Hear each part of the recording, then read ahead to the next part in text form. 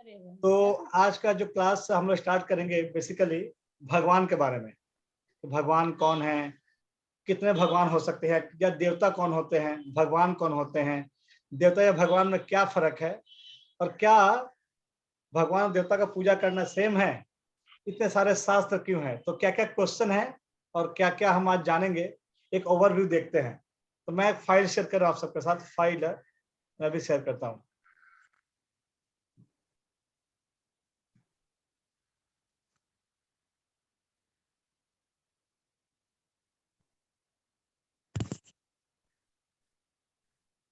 एक बार बताना मेरे को, ठीक है शेयर।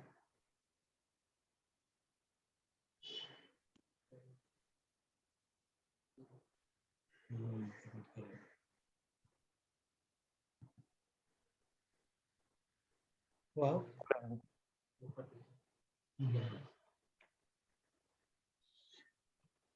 फाइल शेयर हो गया ना? हाँ हो रहा है। ओके, तो हम आज क्या जानेंगे कि हु इज गॉड, भगवान कौन है।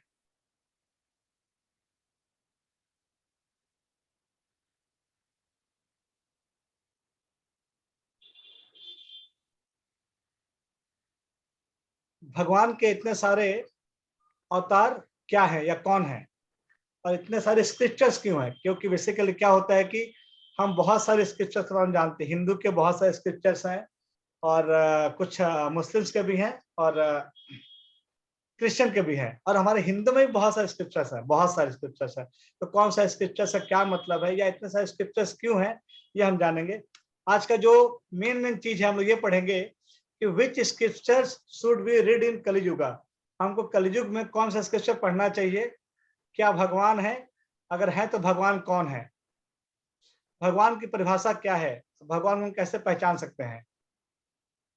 भगवान आकार है, निराकार है, भगवान कैसे हैं, भगवान कहाँ रहते हैं, और हमारा भगवान के साथ क्या संबंध है, भगवान और देवता में क्या फर्क है। डेमीगॉड्स मतलब देवता हो गया, तो भगवान और देवता में क्या फर्क है, और भगवान और देवता की पूजा में क्या फर्क है, भगवान की पूजा करे या देवता की पूजा करे, क्या फर्क है, और हम भगवान के अवतारों को कैसे जान सकते हैं कि भगवान के कौन सा अवतार है। क्योंकि कलयुग में क्या है कि बहुत सारे लोग भगवान खुद को क्लेम करते हैं।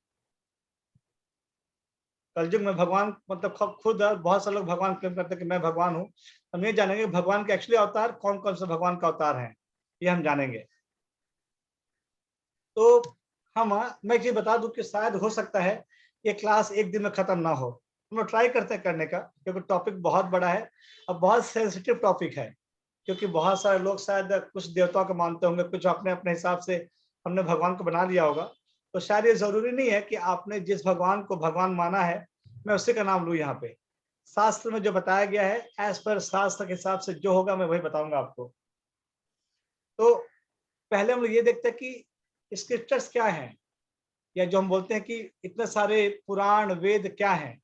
देखिए, वैदिक स्क्रिप्चर्स तीन टाइप के होते हैं, श्रुति, न्याय और स्मृति।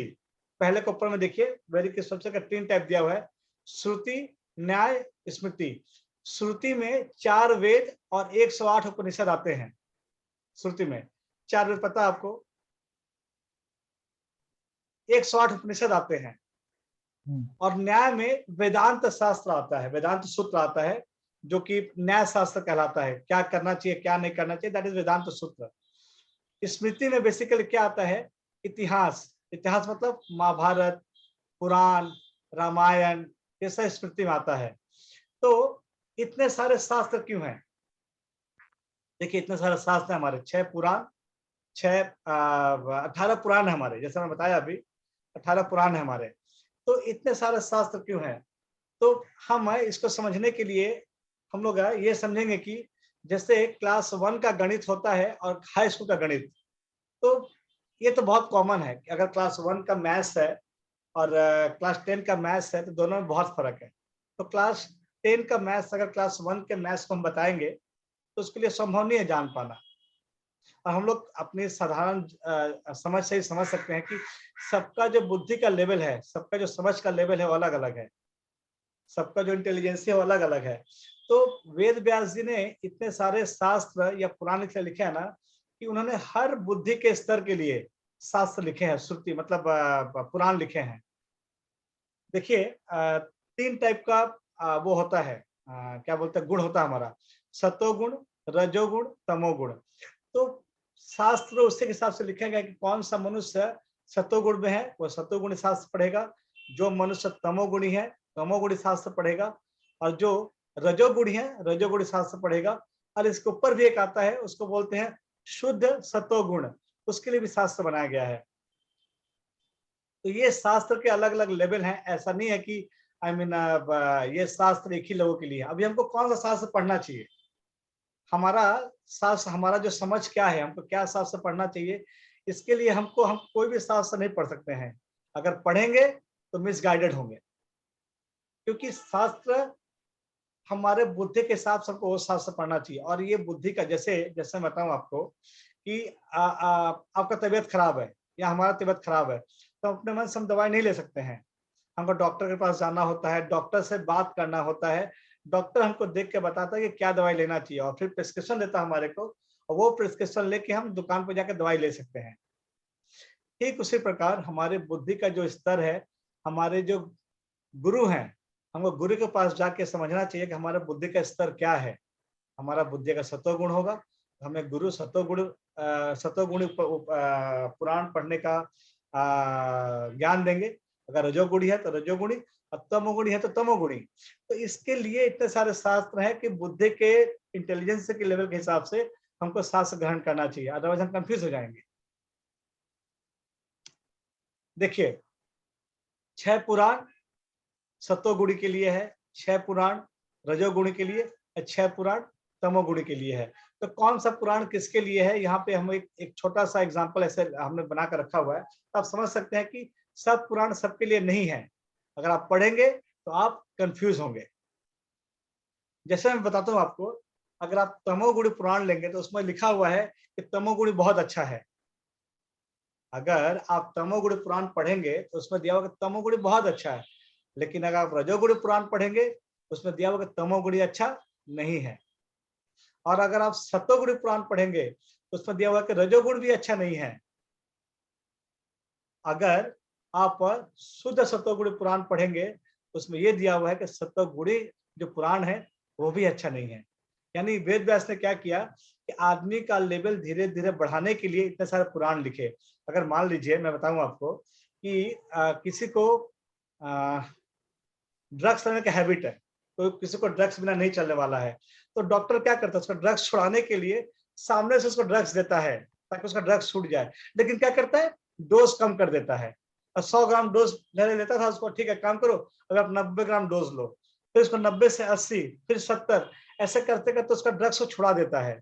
तो वैसे ही वेद व्यास ने क्या किया है, बहुत सारे पुराण लिखे हैं, और तमोगुणी से रजोगुणी, रजोगुणी से सतोगुणी धीरे धीरे जीव को लाया जा सके, यानी हमको लाया जा सके, इसके लिए वेद व्यास ने ये शास्त्र लिखे हैं। आई होप आप समझ गए होंगे इतने सारे शास्त्र क्यों हैं, आप समझ गए होंगे। और सब शास्त्र सबके लिए नहीं है। हमारे बुद्धि के हिसाब से हमको शास्त्र ग्रहण करना चाहिए, और हमारा बुद्धि कितना विकसित है किस शास्त्र के लिए, ये जो हमारे गुरुजन है वो हमको बताते हैं। हमको अपने मन के हिसाब से शास्त्र नहीं पढ़ना चाहिए, अदरवाइज हम कंफ्यूज हो जाएंगे। देखिए मैं बताता हूँ, हमारा बुद्धि का स्तर 4 है। हमारी जो बुद्धि का स्तर है ना वो 4 है। मैं आपको बताता हूँ कैसे। अब देखेंगे क्लास में सब बच्चे एक साथ पढ़ाई करते हैं, सब बच्चे, लेकिन उसी क्लास में कोई बच्चा फर्स्ट आता है, कोई सेकंड आता है, कोई थर्ड आता है, तो कोई फेल भी होता है। तो जो बच्चा इंटेलिजेंट है, जो बच्चा बहुत फर्स्ट क्लास बुद्धि का है, वो बच्चा फर्स्ट आता है। जो सेकंड क्लास बुद्धि का है वो बच्चा सेकंड आता है। थर्ड क्लास बुद्धि का बच्चा थर्ड आता है, और जो बच्चा एकदम कमजोर होता है दिमाग से वो फोर्थ आता है। आप ये मान के चलिए कि हमारा जो दिमाग है वो भी first second third fourth category का होता है। सबका दिमाग सेम टाइप का विकसित नहीं होता है।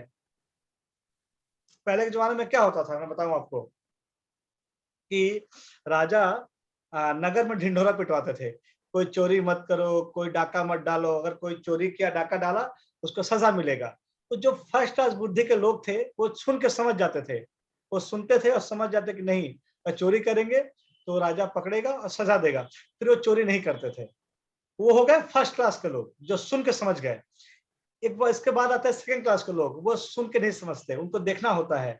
तो क्या होता है कि अगर राजा किसी को चोरी करता हुआ पकड़ लिया, उसको ले जाके चौराहे पे बांध के पिटाई करता था, ताकि लोग देख के समझ जाए कि अगर चोरी करेंगे तो ऐसा पिटाई पड़ेगा, फिर वो डर से चोरी नहीं करते थे। तो जो सुन के नहीं लेकिन देख के समझ जाए, उसको बोलते हैं सेकंड क्लास बुद्धि के लोग। उसके बाद आता है थर्ड क्लास बुद्धि के लोग। वो क्या करते हैं, वो देख के सुन के भी नहीं समझते, वो चोरी करते हैं और पकड़े जाते हैं, फिर उनका चौराहे पे पिटाई होता है, इसके बाद वो चोरी नहीं करते। तो जो सुन के नहीं समझे, देख के नहीं समझे, खुद पे बीतने के बाद समझ जाए, उसको बोलते हैं थर्ड क्लास बुद्धि के लोग। और एक चौथे क्लास के बुद्धि के लोग भी होते हैं, जो सुन के, देख के, मार खा के भी नहीं समझते, फिर चोरी करते हैं, फिर मार खाते हैं। ऐसे लोगों को बोलते हैं फोर्थ क्लास दिमाग वाले बुद्धि के। तो कलयुग में बेसिकली थर्ड और फोर्थ क्लास के लोग ज्यादा हैं, फर्स्ट और सेकंड के लोग नहीं दिखते हैं। तो ऐसे बुद्धि का स्तर होता है, first class, second class, third class, fourth class. तो उसे बुद्धि के हिसाब से इतने सारे पुराण लिखे गए हैं।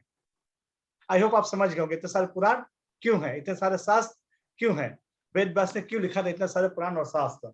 अभी हम लोग आते हैं भगवत गीता भागवतम। अभी देखिए, कलयुग के लिए, कलयुग के लिए जो दो शास्त्र बताए गए हैं कलयुग के जीवों के लिए, वो है भगवत गीता और भागवतम। दो शास्त्र कलयुग के लिए बताए गए हैं। भगवत गीता भागवतम में क्या फर्क है बहुत लोगों को नहीं पता है, हम उसका साथ डिस्कस करते हैं आज।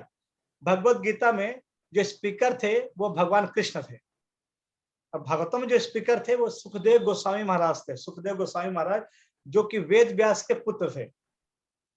भगवत गीता के जो लिसनर थे वो अर्जुन थे, और जो भागवतम के लिसनर थे वो परीक्षित महाराज थे, जो कि युधिष्ठिर महाराज के नाती थे, जिसको पोता बोलते हैं, ग्रैंड सन बोलते हैं।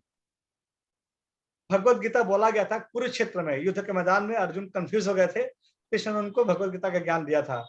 और ये जो भागवतम में बोला गया था, सुखताल एक जगह है जो कि दिल्ली और हरिद्वार के बीच में है, सुखताल, वहां पे बोला गया था श्रीमद् भागवतम। भगवत गीता में 700 श्लोक होते हैं, या 700 श्लोक हैं। भागवतम में 18,000 श्लोक हैं। अब मैंने पहले बताया था कि भागवतम में 12 कैंटो आते हैं, 12 कैंटो में 18 बुक में डिवाइड किया गया है, और उसमें टोटल मिला के 18,000 श्लोक हैं। भगवत गीता 45 मिनट में बोला गया था, 45 मिनट भगवान ने भगवत गीता बता दिया था। भागवतम को बोला गया था 7 दिन में, ये कंटिन्यू 7 दिन महाराज परीक्षित ने सुना और सुखदेव गोस्वामी ने बोला था। भगवत गीता में 5 विषयों का ज्ञान है। वो विषय है आत्मा, भगवान, प्रकृति, कर्म और काल।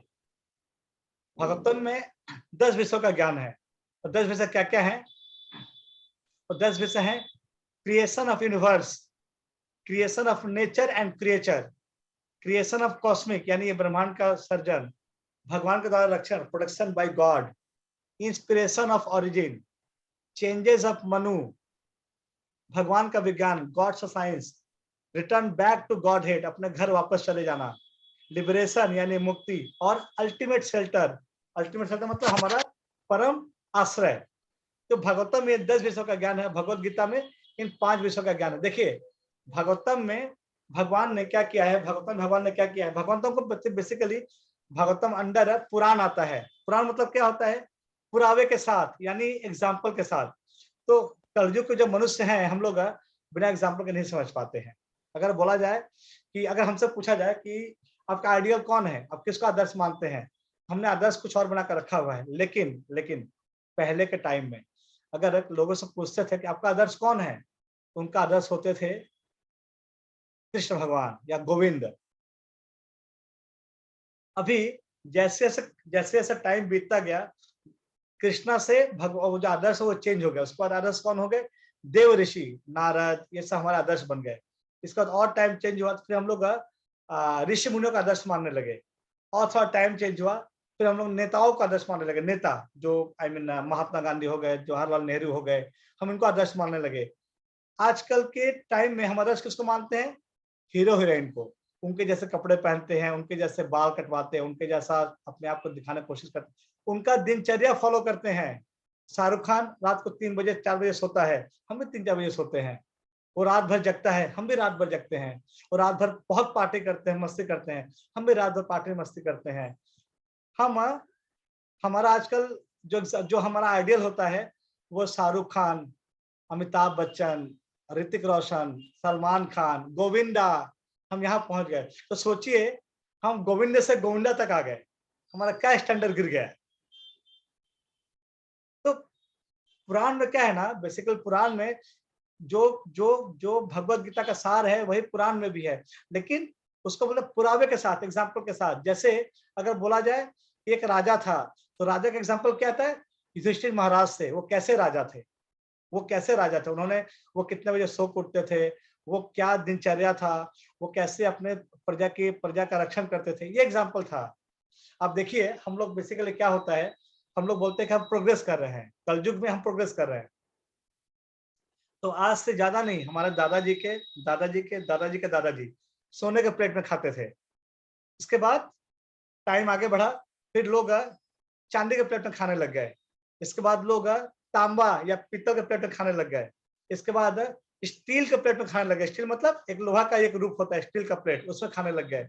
स्टील के प्लेट से अभी हम लोग प्लास्टिक के प्लेट में खाने लग गए। और आजकल तो हम पेपर के प्लेट में खाते हैं, वो भी खड़े खड़े जानवरों की तरह। और हम क्या बोलते हैं, हम प्रोग्रेस कर गए, ये हमारा प्रोग्रेशन है। तो हमने क्या किया है, अपने जो आइडियल्स है, हमने जो आदर्श है वो बदल दिया है। तो हमको अपना आदर्श समझाने के लिए भागवतम व्यास मुनि ने लिखा है, ताकि ये समझ पाए कि आदर्श किसको बोलते हैं, क्योंकि हमने अपना आदर्श को बदल डाला है।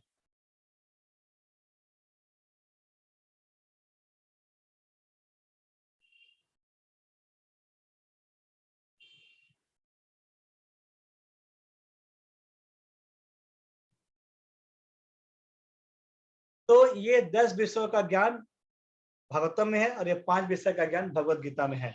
आगे चलते हैं हम लोग। अब देखिए भगवान के बारे में हमारे मिसकॉन्सेप्शन क्या क्या है, हम भगवान के बारे में क्या सोचते हैं, या साधारण लोग क्या सोचते हैं भगवान के बारे में। भगवान के बारे में एक कुछ वर्ग ये सोचता है कि भगवान है ही नहीं, भगवान नहीं है, देयर इज नो गॉड।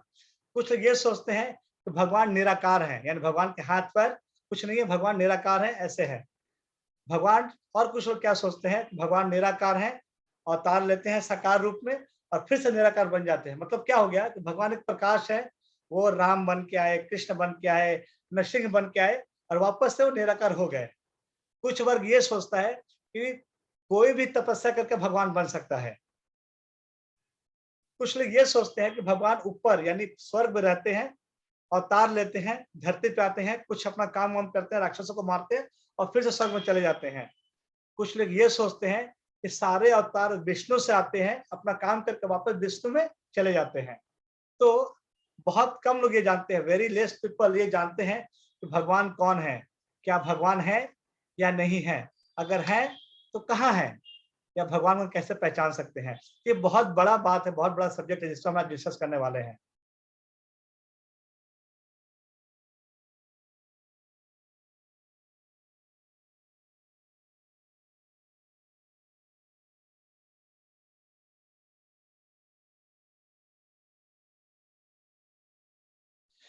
तो नेक्स्ट स्लाइड है। अभी देखिए हम भगवान है कि नहीं है, इसको 3 टाइप से समझेंगे, एक लॉजिकली, एक साइंटिफिकली और एक स्क्रिप्चर से। 3 टाइप से, लॉजिकली, साइंटिफिकली और बाय स्क्रिप्चर्स। तो लॉजिकली हम ऐसा समझते हैं कि अगर मान लीजिए कोई आर्ट है, कोई ड्राइंग है, तो बनाने वाला होना चाहिए। जैसे आप देख सकते हैं कि ये मोनालिसा का पेंटिंग है और एक कोई दूसरा पेंटिंग है, तो दोनों पेंटिंग बनाने वाला कोई व्यक्ति है और उस व्यक्ति को हमने देखा नहीं है, लियोनार्डो डा विंची को हमने देखा नहीं है, क्योंकि हम में से जो भी लोग क्लास कर रहे होंगे सबका उम्र शायद 60-70 साल के अंदर होगा, लेकिन ये शायद 150-200 साल या 250 साल शायद पुराना ड्राइंग है ये। तो लियोनार्डो डा विंची एक व्यक्ति थे, एक साकार व्यक्ति थे, उनका हाथ पैर इत्यादि होगा तो उन्होंने ड्राइंग किया होगा, अदरवाइज एक निराकार व्यक्ति ड्राइंग नहीं कर सकता है। तो साकार व्यक्ति एक सुंदर पेंट बना सकता है। तो जिसका ड्राइंग हम यहाँ पर देख रहे हैं उनका नाम है लियोनार्डो डा विंची। अब आप नीचे का ड्राइंग देखिए, ये ड्राइंग देखिए आप, ये नेचर का ड्राइंग है, ये पहाड़, ये झरने, ये नदी, ये पेड़, आपको क्या लगता है इसका कोई आर्ट, ये इतना सुंदर आर्ट है, इसका कोई आर्टिस्ट नहीं होगा? होना चाहिए। और उसका आर्टिस्ट बाय डिफॉल्ट उसका हाथ पैर मस्तिष्क सब होगा, तभी सोच के ड्राइंग बनाया है, अदरवाइज कोई निराकार व्यक्ति यह ड्राइंग नहीं बना सकता। तो हम ये समझ सकते हैं स्लाइड से कि आर्ट है तो आर्टिस्ट होना चाहिए। तो यहाँ पे जैसे लियोनार्डो डा विंसी एक आर्टिस्ट है, वहां पे भी एक आर्टिस्ट है जो नेचर ड्राइंग किया है, दैट इज गॉड, भगवान है। ये आर्ट हम समझ सकते हैं, और साकार रूप है उनका, भगवान निराकार नहीं है, साकार रूप है उनका। तो ये हम आर्ट और आर्टिस्ट से समझ सकते हैं कि भगवान है। अब नेक्स्ट स्टेप पे जाते हैं।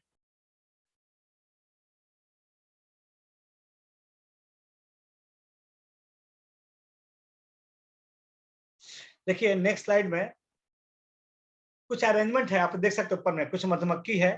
वो मधुमक्खी क्या करती है, मैं बताऊं आपको मधुमक्खी का प्रोसेस क्या होता है। मधुमक्खी फूलों से रस को निकालती है, तब मधु जिसको बोलते हैं, निकाल के ले जाके वो मधु को स्टोर करती है, जिसको हम लोग खाते हैं।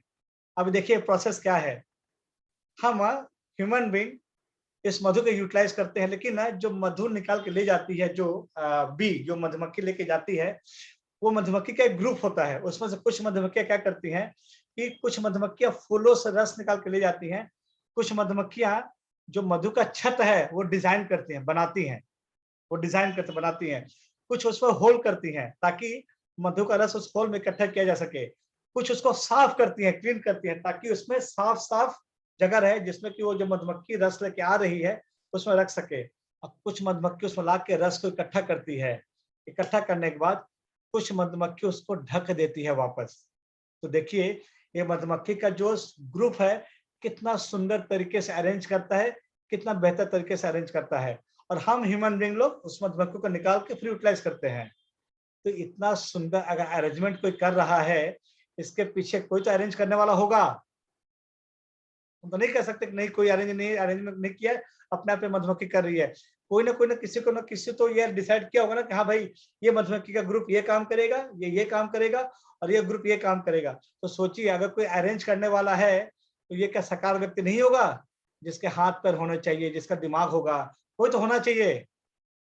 हम समझ सकते हैं जो साकार व्यक्ति है वो कोई मतलब वो साकार व्यक्ति है, निराकार व्यक्ति नहीं, वो भगवान है। तो हम समझ सकते हैं कि ये मधुमक्खी का जो अरेंजमेंट है, हनी से लेके हनी बी कलेक्ट करने तक, ये सारा चीज कोई साकार व्यक्ति ने डिजाइन किया होगा या समझाया होगा, जिसके हिसाब से मधुमक्खियां काम कर रही हैं। और हम मनुष्य, हमारे में इतनी कैपेसिटी नहीं है, हमारे पास वो यंत्र औजार नहीं है जिससे हम मधुमक्खी यानी मधुमक्खी की तरह हम फूलों से मधु निकाल सके। हमको उसके लिए मधु जो है मधुमक्खी पे डिपेंड रहना पड़ता है मधु के लिए। तो अरेंजमेंट अगर है, अरेंजर भी है, यानी वो साकार भगवान है, इसे हम समझ सकते हैं। अब आता है क्रिएशन पे। देखिए एक गाड़ी का इमेज देखा होगा, गाड़ी दिख रहा है आपको, ये बड़े बड़े स्काई स्क्रैपर्स बिल्डिंग दिख रहा है, गाड़ी दिख रहा है आपको। तो ये गाड़ी और बिल्डिंग अपने आप तो नहीं बन सकता है, ये सब बनाने वाला कोई इंजीनियर होगा या डेफिनेटली कोई किसी ने बनाया होगा। तो क्रिएशन है तो क्रिएटर भी है। अब ये देखिए नीचे देखिए आप, ये इतना बड़ा गैलेक्सी या यूनिवर्स चल रहा है, तो इतना ये जो इमेज है प्रकृति का इमेज है, पहाड़ पर्वत या जो भी है, तो इसका क्या कोई क्रिएटर नहीं होगा, ऐसा कोई इंजीनियर नहीं होगा? डेफिनेटली इसका क्रिएटर इंजीनियर है। हम समझ सकते हैं कि जो क्रिएटर या इंजीनियर जो भी होगा एक साकार व्यक्ति होगा, निराकार व्यक्ति नहीं हो सकता है। जैसे गाड़ी बनाने के लिए, बिल्डिंग बनाने के लिए कोई साकार व्यक्ति का जरूरत पड़ता है, वैसे ये ब्रह्मांड या गैलेक्सी या ये सुंदर सुंदर सीनरी या जो हमारा इन्वायरमेंट है या जो नेचर है, उसको कोई निराकार व्यक्ति नहीं बना सकता, उसका साकार व्यक्ति होना जरूरी है। तो हम समझ सकते हैं कि जो साकार व्यक्ति है, जो व्यक्ति और साकार है जिसने सब बनाया है, यानी कोई ना कोई है जो साकार है, निराकार नहीं है। ये थर्ड इमेज देखिए, एक इमेज नहीं है यहाँ पे, एक इमेज था जो मैंने अभी माउस से यहाँ पे स्क्रॉल कर रहा हूँ, एक इमेज था ड्राइंग का, जो मैं किसी कारण से शायद नहीं आया। तो वहां पे एक ड्राइंग है और ड्राइंग का बनाने वाला एक डिजाइनर होता है। एक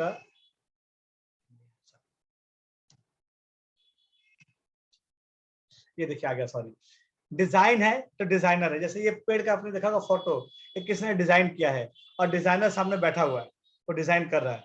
सिमिलरली आप देखिए एक छोटे से सीड में, छोटे से बीज में इतना बड़ा वृक्ष छिपा हुआ है, इतना बड़ा वृक्ष है।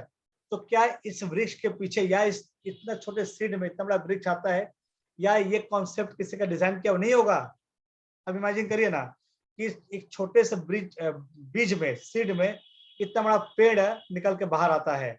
ये क्या बाय डिफॉल्ट होता है? इसका कोई डिजाइनर नहीं होगा? ये हमारा ब्रेन जो है, मैं अपने हमारे ब्रेन की बात करता हूँ, हमारा ब्रेन बहुत कॉम्प्लिकेटेड है एक्चुअली। तो साइंस ऐसा बोलता है कि हमारे ब्रेन में, साइंटिस्ट ऐसा बोलते हैं, हमारे ब्रेन में पूरे दुनिया का लाइब्रेरी आ सकता है, पूरे दुनिया का लाइब्रेरी हमारे ब्रेन में कैद हो सकता है। तो सोचिए हमारे ब्रेन का डिजाइन किसने किया होगा? अगर 2 GB 4 GB या 8 GB रैम है, मेमोरी कार्ड है, इसका डिजाइन किसने किया होगा? क्या हमारा ब्रेन का किसने डिजाइन नहीं किया होगा? तो जो ब्रेन का डिजाइन किया होगा उसका ब्रेन कैसा होगा? आप ये सोचिए। आप ये सोचिए ना कि रोज जमीन से लाखों टन, हजारों टन फूल निकलते हैं। क्या वो फूल जमीन से जो निकल, जमीन में किसने कलर डाला है क्या? जमीन में कलर डालने से, ठीक, हमने कलर डाला तो कलरफुल पैदा हो गया। जमीन में किसने सेंट डाला है? सुगंध। हर फूल से सुगंध आता है, हर हर फूल का कलर अलग अलग होता है। तो आप सोचिए वो डिजाइन किसका होगा जिसने कि जमीन से डिजाइन किया और इतने सुंदर रोज हजारों टन लाखों टन फूल आते हैं। अगर आप आर्टिस्ट सोचेंगे, ऐसे सोचिए आप कि अगर हम एक कृत्रिम, एक नकली गुलाब का फूल बनाने के लिए हमको कैंची चाहिए, पेपर चाहिए और चिपकाने के लिए हमको गोंद चाहिए, तो जाके हम एक नकली गुलाब का फूल बना पाएंगे। आपने असली गुलाब के फूल को देखा होगा, कितना सुंदर, कितना उसका अलग से वो जो उसका पंखुड़ी है जिसको हम बोलते हैं ना, उसका लीफ, फूल का एक लीफ, वो कितना कोमल होता है, उसमें से कितना अच्छा खुशबू आता है। क्या किसी ने डिजाइन नहीं किया होगा? तो सोचिए वो डिजाइनर का दिमाग कितना स्ट्रांग होगा जिसने इतना अच्छा डिजाइन किया है। फूल में इतने सारे कलर आते हैं, ये क्या बाय डिफॉल्ट आते हैं? इसका कोई डिजाइनर नहीं होगा? एशियन पेंट अगर पेंट बनाता है तो उसका फैक्ट्री में तो बहुत लोग काम करते होंगे, तब इतना सुंदर कलर बना पाता है, इतना सुंदर पेंट बना पाता है, कलर बना पाता है। तो क्या इसका कोई पेंट बनाने वाला नहीं होगा? इसका कोई कलर बनाने वाला नहीं होगा? ये बाय डिफॉल्ट आता है? ऐसा बिल्कुल नहीं है। तो सोचिए इसके पीछे कितना बड़ा मस्तिष्क, कितना बड़ा ब्रेन काम कर रहा है। एक छोटे से सीड से इतना बड़ा पेड़ बन जाता है। हमारा मस्तिष्क, लाखों टन फूल रोज उगते हैं अलग कलर के और अलग अलग सुगंध के। ये कौन मैनेज करता है? कौन इन फूलों को सुगंध देता है? कौन ये सारी चीजें, कौन ये प्लानिंग करता है?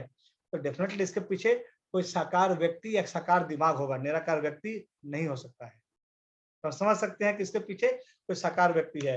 अभी देखिए, बिना ये पावर और पावरफुल, अगर किसी का शक्ति है तो शक्ति किसी शक्तिमान का होगा। ये सूरज है, देखिए सूरज का डिटेल यहाँ पे दिया हुआ है थोड़ा बहुत। सूरज का यहाँ से डिस्टेंस कितना है और सूरज का थोड़ा बहुत डिटेल दिया हुआ। सूरज का वेट कितना, देखिए वाह, 2 × 10⁻30 kg ये सन का वेट है। और ये सन लाखों करोड़ों साल से ऐसे आकाश में लटक रहा है। और ऐसा साइंस बोलता है कि अगर सूरज का जो एनर्जी है वो 1 मिनट धरती पर अगर आ जाए और उसको आदमी कंजर्व कर ले तो 5 साल तक धरती को किसी और एनर्जी का जरूरत नहीं पड़ेगा। सूरज में हर टाइप का एनर्जी है, हर टाइप का, और लाखों करोड़ों साल से ये सूरज ऐसे चमक रहा है। तो ये अगर किसी का पावर है, इसके पीछे क्या कोई शक्तिमान नहीं है? इसके पीछे कोई पावरफुल व्यक्ति नहीं है? लाखों साल से चंद्रमा सूरज निकल रहे हैं, रोज सुबह को सूरज आता है, शाम को चला जाता है, और कभी भी सूरज ऐसा नहीं हुआ कि सूरज ने बोला हो कि आज मेरे को आने का मन नहीं है, मैं नहीं जाऊंगा। हम लोग जो चीज बनाए हैं, ट्रेन, बस, टैक्सी, फ्लाइट या जो भी है, ये सारी चीजें लेट होती हैं, लेकिन कभी ऐसा नहीं हुआ कि सुबह हो गया और सन ने मैसेज किया है कि आज हमारा आने का मन नहीं है, today I will not come, आप उसका मोमबत्ती जला के अपने घर में काम कर लीजिए। ऐसा सन ने कभी नहीं बोला है।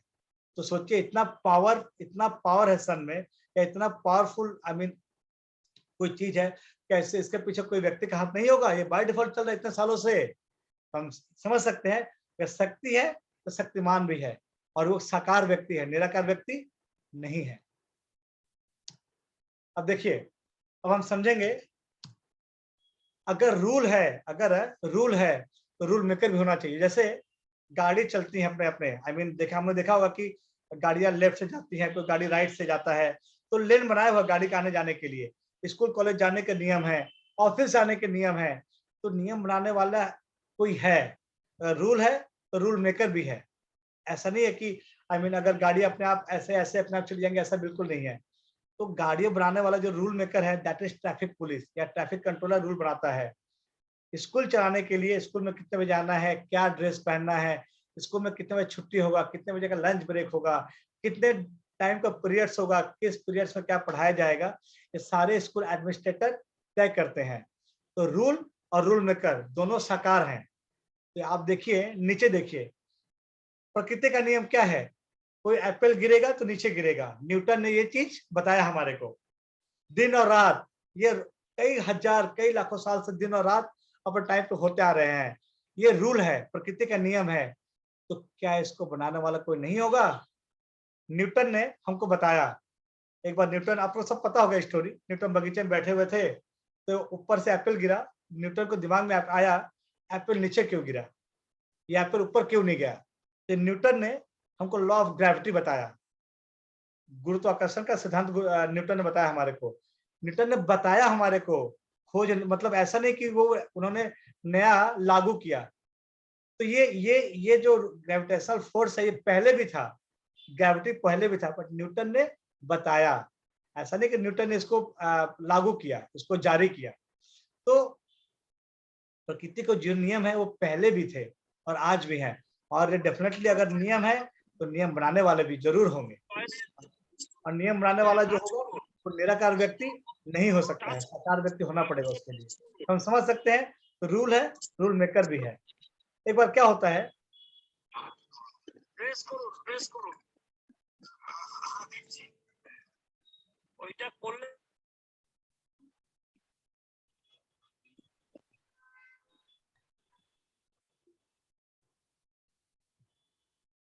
तो एक बार क्या होता है कि न्यूटन का एक दोस्त था, फ्रेंड।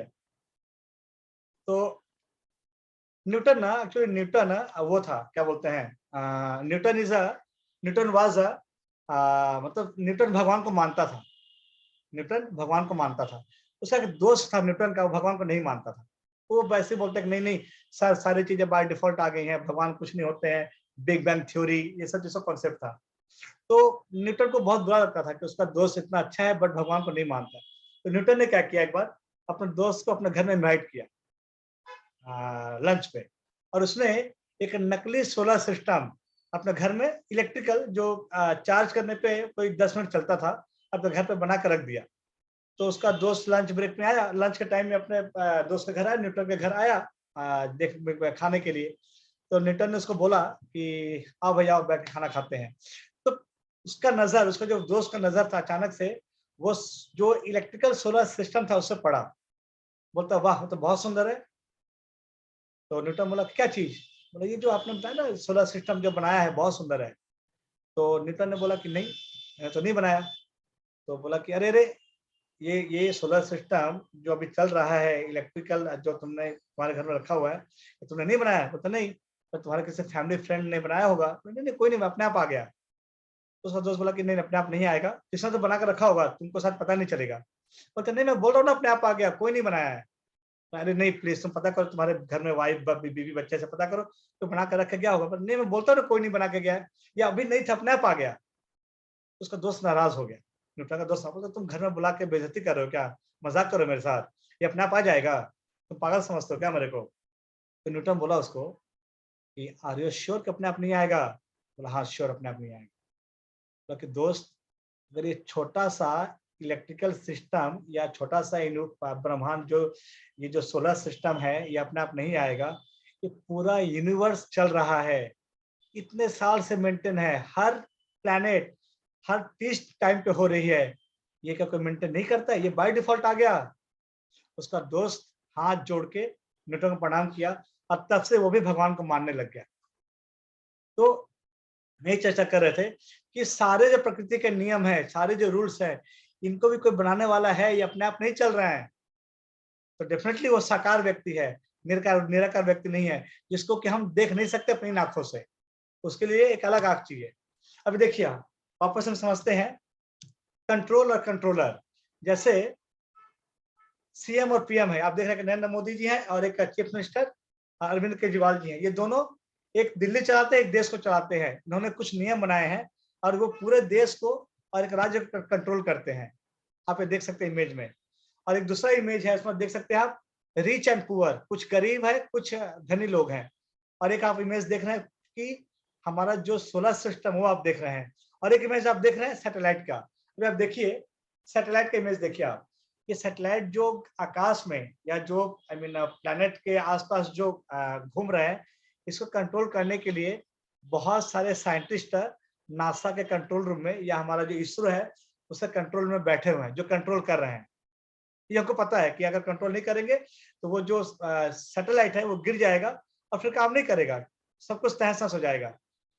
इसी प्रकार ये जो हमारे सारे ग्रह हैं, like Neptune, Pluto, Saturn, Jupiter, earth, ये सारे के सारे लाखों साल से एक ऑर्बिट में घूम रहे हैं और कभी किसी से कोई नहीं टकराता और न अपने जगह से 1 इंच कभी हिले हैं। आपको क्या लगता है इनका कोई कंट्रोलर नहीं होगा? जरूर होगा। हम उनको देख नहीं सकते।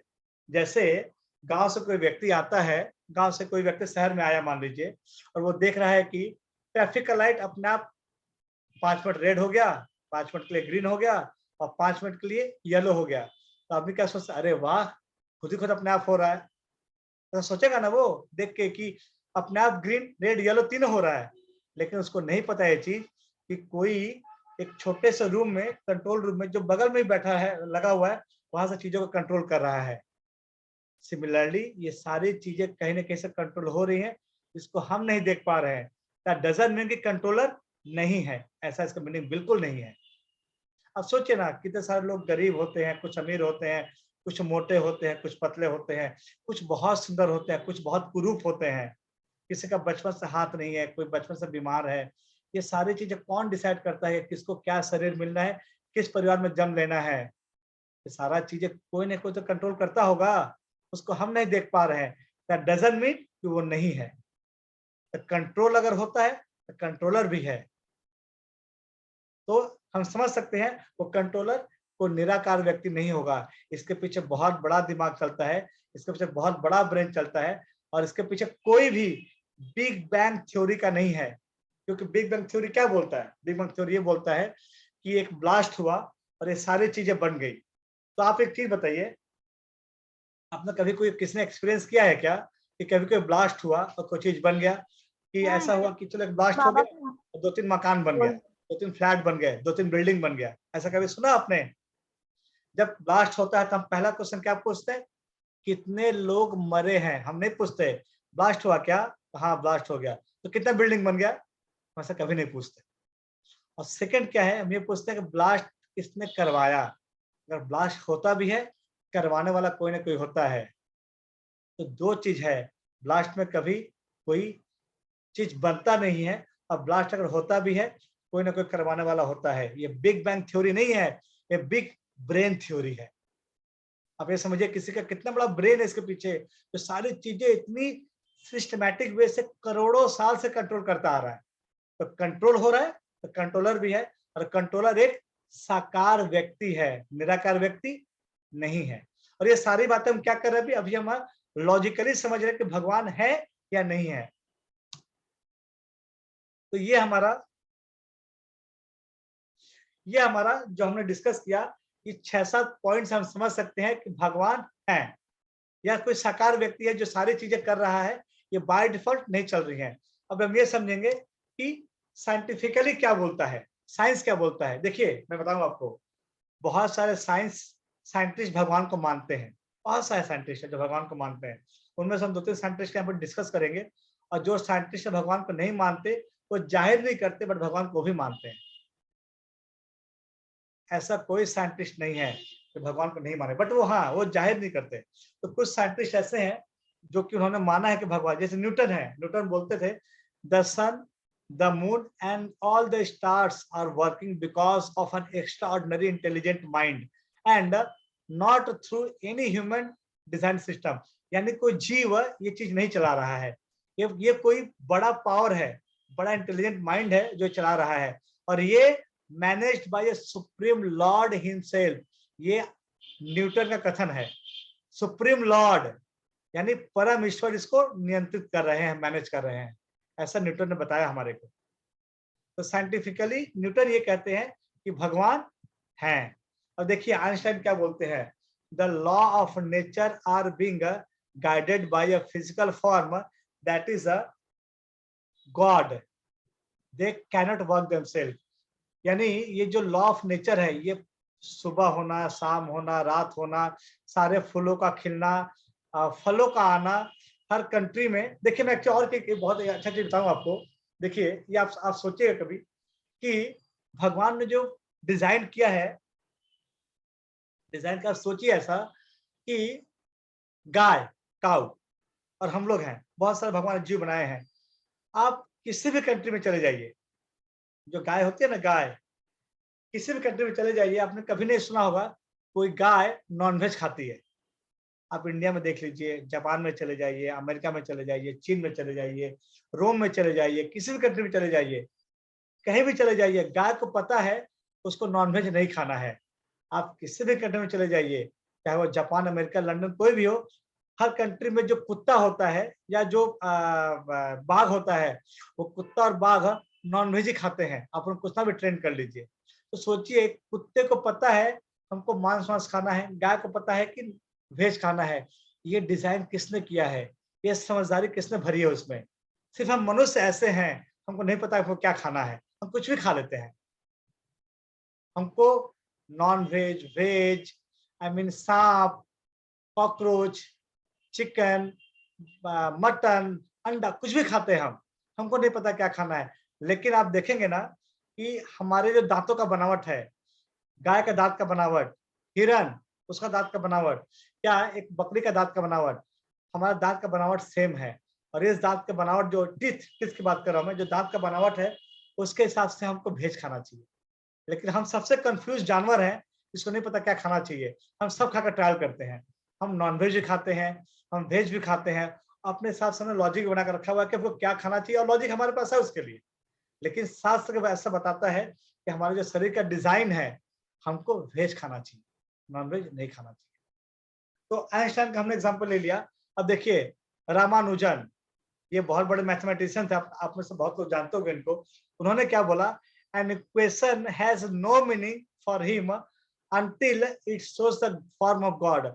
उनको जब तक एक इक्वेशन में भगवान नहीं दिखाई देते थे, तब तक वो इस इक्वेशन को नहीं मानते थे। ये किसका कथन है? ये डॉक्टर रामानुजन का कथन है, जो कि बहुत बड़े साइंटिस्ट थे हमारे साउथ इंडिया के, मैथमेटिशियन थे ये। तो scientifically it is prove that there is God, भगवान है। साइंटिस्ट माना है। जाता अगले स्लाइड पे। अब देखिए कि हमारे शास्त्र में तो भर भर के दिया हुआ है। हमारे जो शास्त्र हैं, शास्त्र में जो ब्रह्म संहिता है, यहाँ पे मैंने दिया हुआ नहीं है, ब्रह्म संहिता में बताते हैं कि ब्रह्मा जी बताते हैं, ब्रह्मा जी इस यूनिवर्स के पहले जीव हैं, पहला जीव ब्रह्मा जी हैं। ब्रह्मा जी बताते हैं, ईश्वर परम कृष्ण सच्चिदानंद विग्रह, मतलब ईश्वर जो है वो कृष्ण है, ऐसा बताते हैं ब्रह्मा जी अपने ब्रह्म से शास्त्र बताते हैं। तो हम समझ सकते हैं कि भगवान है। तो ये प्रूफ हो गया 3 तरीके से, लॉजिकली प्रूफ हो गया कि भगवान है, साइंटिफिकली प्रूफ हो गया भगवान है, और बाय द शास्त्र स्क्रिप्चर प्रूफ होगा भगवान तो है। और हम लोग भगवान की परिभाषा, भगवान किसको बोलते हैं, क्योंकि कलयुग में हम सबको भगवान मानते हैं। जैसे यहाँ पे मैंने कुछ भगवान का फोटो दिया हुआ है, ब्रह्मा जी है जो कि फेमस भगवान है, ब्रह्मा जी हैं, शिव जी हैं, कृष्ण जी हैं, हनुमान जी हैं, लक्ष्मी जी हैं, दुर्गा देवी या वैष्णो देवी हैं, गणेश जी हैं, और हाँ सूर्यदेव हैं। तो ये सारे कुछ पॉपुलर भगवान हैं। तो आप ये मान के चलिए कि ये सबको हमने भगवान बना कर रखा है। लेकिन शास्त्र क्या बोलता है, शास्त्र ऐसा बोलता है कि अगर किसी में, देखिए एक श्लोक है विष्णु पुराण से, उस श्लोक में बताया गया है कि भगवान अगर कोई है, उसके पास 6 ऐश्वर्य, भगवान के पास जैसे होता है ना, भग भग मतलब होता है ऐश्वर्य, वान मतलब धारण करना। जैसे धनवान, जो धन धारण करता है उसको धनवान बोलते हैं। उसी प्रकार जिसके पास 6 चीज पूरी मात्रा में, उसको भगवान बोल सकते हैं हम लोग। जैसे पूरा शक्ति, जिसके पास पूरा शक्ति है, पूरा फेम है, पूरी तरह से संपत्ति है, पूरी तरह से नॉलेज है, पूरी तरह से सुंदरता है जिसको हम ब्यूटी बोलते हैं, और इस सब कुछ होने के बाद भी जो परम वैराग्य है, भगवान का परिभाषा हो गया जिसके पास पूर्ण रूप से जो शक्तिमान है, जो पूर्ण रूप से फेमस है, जो पूर्ण रूप से पैसा है, जिसके पास पूर्ण रूप से ज्ञान है, जो पूर्ण रूप से सुंदर है, और जो सब कुछ होने के बाद भी वैराग्य है, वो भगवान है। अभी आप देखिए क्या होता है, हमारे साथ क्या होता है इस भौतिक जगत में। जैसे कि बहुत सुंदर है, जैसे हमारे जो एक्ट्रेस हैं, जो एक्टर बहुत सुंदर है, ऋतिक रोशन बहुत सुंदर है, लेकिन उसके पास बहुत पैसा नहीं है। सबसे पैसा किसके पास है? मुकेश अंबानी के पास। उसका बहुत पैसा है बट वो बहुत सुंदर नहीं है। तो जिसके पास सुंदरता है उसके पास पैसा नहीं है, जिसके पास पैसा है वो सुंदर नहीं है। इसके पास बहुत ताकत है, जैसे मान लीजिए कि दारा सिंह, वो बहुत ताकतवर थे, बहुत पावर था उनके पास, लेकिन उनके पास सुंदरता नहीं था, उनके पास पैसा नहीं था। तो शास्त्र क्या बताते हैं, जिसके पास सब कुछ, सुंदरता, ऐश्वर्य, ऐश्वर्य मतलब सुंदर, उसके पास फेम, वेल्थ, नॉलेज, ब्यूटी और वैराग्य, ये सब चीजें पूर्ण मात्रा में जिसके पास होते हैं उसको भगवान बोलते हैं। अभी हमने जो इमेज दिया है, इनके पास 6 चीज, ये 6 चीज किसके पास पूर्ण रूप में है, ये हम समझेंगे आगे श्लोक में। देखिए, भगवान कृष्ण भगवान है ऐसा शास्त्र में बताया गया है, और हम ये समझेंगे जब कृष्ण इस धरती पे आए थे 5-6 साल पहले लीला करने के लिए, भगवान ने ये 6 चीज प्रदर्शित किया था पूर्ण रूप में, हम इसको समझेंगे। और देखिए, स्ट्रेंथ यानी शक्ति यानी पावर, भगवान जब आए थे धरती पे तो वो केवल 7 साल के या 6 साल के थे। उन्होंने गोवर्धन पर्वत को अपनी लेफ्ट हैंड के कान्ही उंगली पे, छोटी उंगली पे, ऐसी उंगली पे उठाया था 7 दिन 7 रात के लिए। हम बोलते हैं ना गोवर्धन पर्वत, भगवान इसको उठाया था अपनी छोटी उंगली पे 7 दिन 7 रात के लिए। और ऐसा बिल्कुल नहीं है कि भगवान को बहुत तकलीफ थी कि भगवान बोलते थे नहीं नहीं बहुत कमर दुख गया, आप प्लीज उसको उतारो, मैं नहीं सक रहा हूँ, ऐसा बिल्कुल नहीं था। भगवान 7 दिन 7 रात एक हाथ से बांसुरी बजा रहे थे और एक हाथ से उन्हें पर्वत को टांग कर रखा हुआ था बिना किसी तकलीफ के।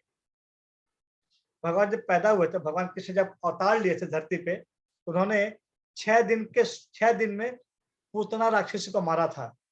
पूतना जो कि भगवान को मारने आई थी, कंस के बोलने पे उस राक्षस को भगवान सिर्फ 6 दिन पे मारा था। और ऐसे करके भगवान हर दिन राक्षस मारते थे जो कि बहुत शक्तिशाली थे।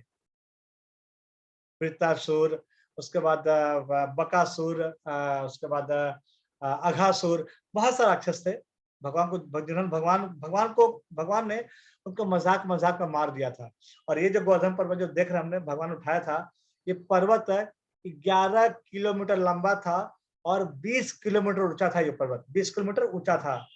गोवर्धन पर्वत हर दिन एक सरसों के दाने के समान छोटा होता है भगवान के विरह में, कलयुग में अभी बहुत छोटा हो गया है, लेकिन जब भगवान ने उठाया था तो वो 20 किलोमीटर ऊंचा था, 20 किलोमीटर हाइट था उसका। आप समझ सकते हैं कि उसका वजन कितना होगा। भगवान ने 7 दिन 7 रात उठाया था उसको, गोवर्धन पर्वत को। तो भगवान के पास जो स्ट्रेंथ है वो किसी के पास नहीं है। भगवान ने ये लीला द्वापर युग में दिखाया था। इसके बाद मोस्ट ब्यूटीफुल, भगवान बहुत सुंदर है। अभी देखिए, आजकल कोई लोग सुंदर होगा तो उसका फैन फॉलोइंग क्या होगा, कुछ लड़के, कुछ लड़कियां, या कुछ पॉलिटिक्स, या जो भी है उसका फैन फॉलोइंग हो सकता है, और वो भी कुछ समय तक। जैसे अगर कोई बहुत सुंदर है तो उसका बुढ़ापा आएगा और सुंदरता जैसे खत्म होगा उसका फैन फॉलोइंग चला जाएगा। फैन फॉलोइंग, सुंदर रूप और सुंदर रंग जब तक जवानी में है तब तक फैन फॉलोइंग है, जैसे जवानी खत्म हुआ फैन फॉलोइंग कम हो जाता है उसका। लेकिन भगवान जब आए थे उनका फैन फॉलोइंग जैसा था आज भी वैसा ही है और दिन दिन बढ़ रहा है। कभी किसी ने नहीं बोला कि नहीं नहीं भगवान बुढ़े हो गए उनका, और उनका हमने फैन फॉलोअर हमने नाम हटा दिया है। हम जो सुंदर होते हैं, या जो हमारे जो सुंदरता हमारे इस भौतिक जगत में है, वो क्या होता है, वो सिर्फ मनुष्य को अट्रैक्ट कर सकता है, मनुष्य को। कभी किसी सुंदर व्यक्ति ने हमारे मतलब कलयुग में कभी किसी सुंदर व्यक्ति ने कभी किसी जानवर को या कभी किसी दूसरे को अट्रैक्ट नहीं किया है। लेकिन भगवान जब कृष्ण आए थे धरती पे, उन्होंने जानवरों को, जानवर, कीड़े मकोड़े, सब भगवान की सुंदरता से आकर्षित थे। ऐसे बहुत सारे नास्तिक है, मैं जानता हूं जो नास्तिक को तो भगवान को नहीं मानते, भगवान को कृष्ण को नहीं मानते, लेकिन घर में फोटो लगा कर रखा है और कारण पूछो तो क्या बोलते हैं, जो भी है कृष्णा सुंदर बहुत है, बट उसका भगवान नहीं मानता मैं। तो हम समझ सकते हैं कि भगवान मोस्ट ब्यूटीफुल पर्सन है, सबसे ज्यादा सुंदर है, उनके सुंदरता की बराबरी कभी कोई नहीं कर सकता है। अब हम आते हैं कंप्लीट नॉलेज। अगर हमको नॉलेज है कुछ भौतिक जगत में, हमारे इस जगत में किसी को नॉलेज है तो कोई डॉक्टर बन सकता है, कोई इंजीनियर बन सकता है, या कोई बहुत नॉलेज लेके कोई जीके का या नॉलेज गैदर कर सकता है। लेकिन ऐसा कोई भी व्यक्ति नहीं है जो ये कह सकता है कि हमको पूरा नॉलेज है, हर चीज का नॉलेज है। उसको साइंस भी पता है, आर्ट्स भी पता है, कॉमर्स भी पता है, इंजीनियरिंग पता है, सिविल पता है, सब पता नहीं हो सकता उसको। लेकिन भगवान कृष्ण में 64 कलाएं थी, वो भी पूर्ण रूप से। भगवान जब आए थे इस धरती पे अवतार लेके, तो भगवान ने ये जाहिर किया था, वो संदीपनी मुनि के आश्रम में 64 दिन में 64 कला सीख गए थे। 64 दिन में 64 कला। ये कला क्या होता है, जैसे संगीत का हो गया, साइंस का हो गया, आर्ट्स का हो गया, वैसे करके 64 कलाएं हैं।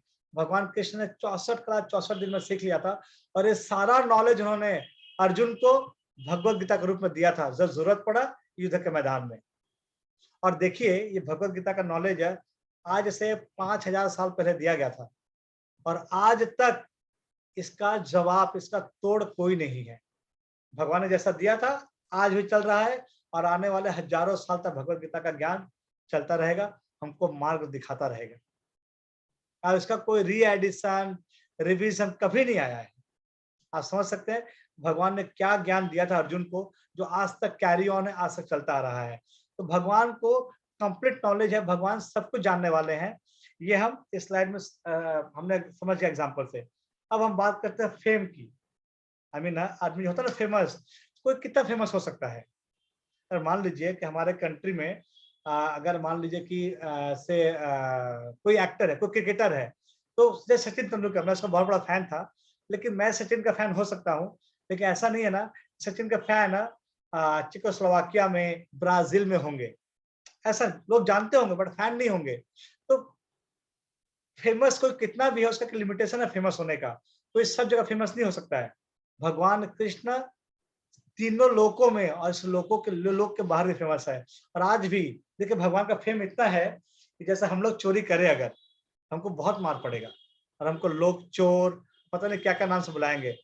भगवान ने माखन चोरी किया था, और भगवान को माखन चोरी करने की वजह से आज भी लोग माखन चोर बोल के पूजा करते हैं। ये भगवान का फेम है। तो हम समझ सकते हैं कि भगवान ने जो जो किया था, वो अगर हम एक साधारण मनुष्य करने जाए तो वो कितना बदनाम होए। पूजा तो छोड़ दीजिए, उसको लोग नाम तक नहीं लेंगे उसका। लेकिन आज भगवान इतने फेम है कि उन्होंने माखन चोरी किया, वस्त्र हरण किया, रण छोड़ के भाग गए, युद्ध का मैदान छोड़ के भाग गए। आज भी भगवान का रणछोड़ का मंदिर है। तो भगवान जो भी करते हैं, भगवान फेमस रहते हैं, वो हम नहीं कर सकते, और कोई नहीं ऐसा हो सकता है। ऐसा कोई नहीं कह सकता कि मैंने कुछ गलत किया और अभी तक मेरा फेम जो है वैसा बना हुआ है, लेकिन भगवान का ऐसा है। तो भगवान ऑल फेमस है। अब देखिए मैं बात कर रहा हूँ वेल्थ की, वेल्थ मतलब रुपया पैसा। तो इस भौतिक जगत में किसी के पास जितना भी फेम है, कोई ऐसा कह सकता है क्या कि इस पूरे जगत का संपत्ति या पूरे ब्रह्मांड का संपत्ति या पूरे धरती का संपत्ति का मालिक है? जैसे अभी आ, वो क्या नाम है उसका, माइक्रोसॉफ्ट का जो मालिक है बिल गेट्स, बिल गेट्स है, ऐसा कह सकता है कि हाँ मैं रिचेस्ट पर्सन हूँ।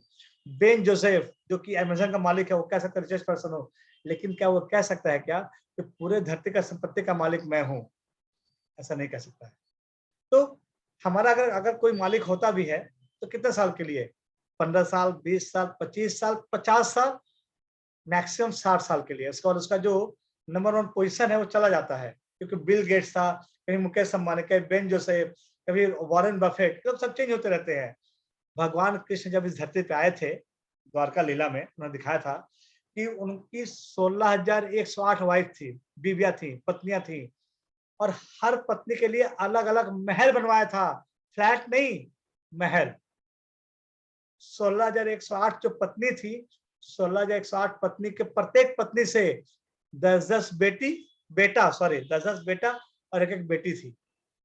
और हर महल में अपना बगीचा था, स्विमिंग पूल था, सब कुछ था, एवरीथिंग सब था उनके पास हर महल में। और ऐसा नहीं था ना, भगवान ने बहुत तकलीफ उनको रखा था।